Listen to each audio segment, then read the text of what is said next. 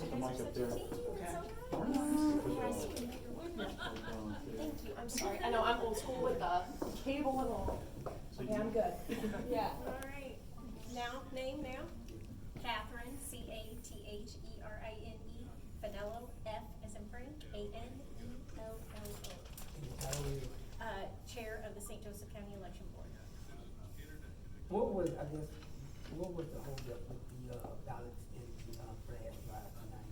Were they down, were they lost, what happened there? Well, nothing was lost, but you have poll workers who, you know, we have all new machines in St. Joseph County at all the precincts. A couple years ago, we bought new machines for walk-in absentee, which we use here in the county city building. And this year, we purchased new machines for all of the polling locations.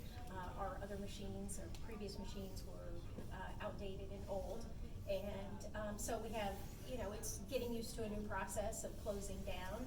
And quite frankly, with what we got back, I'm actually very pleased because the majority of the people did a great job. We just had a few locations that just didn't quite understand how to close down the machines, and so we had to go and retrieve information.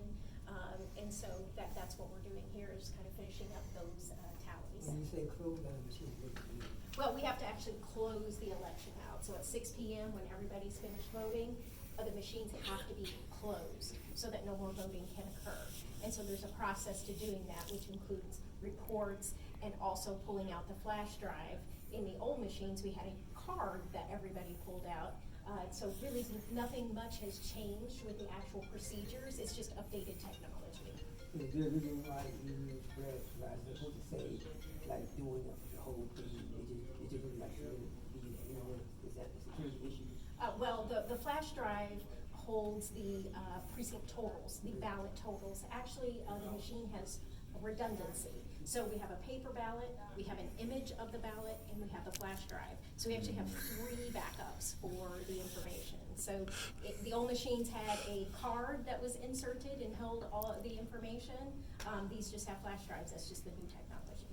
I know there was some, this morning, there was some delays, there was some glitches. Was that primarily because the, workers at the point of trying to get used to the machine, or the software issue? What was that about? Yeah, that was primarily because you had some poll workers who had, you know, a little bit of trouble getting open, and so we were able to dispatch technicians out there to help them. And once they got resolved, It was pretty smooth sailing after that. We did have a few, you know, honestly, a few iPad issues, and we're gonna be looking into why that happened.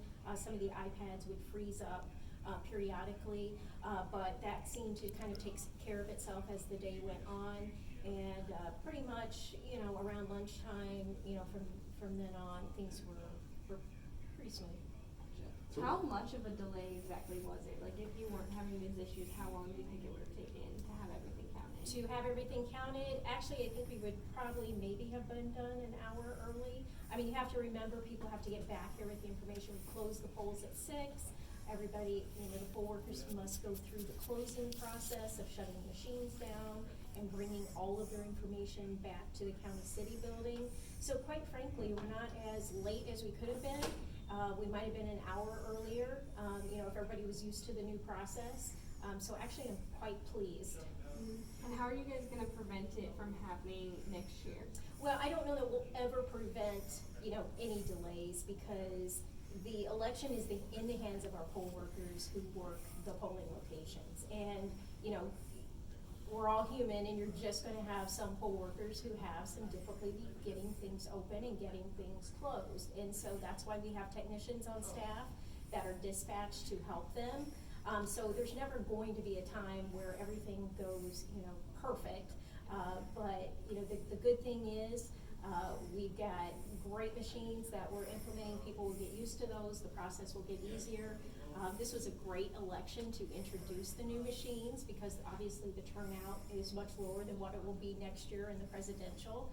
And so we'll work with the poll workers to try and, you know, improve training any way we can and help them any way we can to make sure that they, you know, fully understand the process. But they did go through training, but again, it's a new process for them. So actually, I think the majority of them did a great job.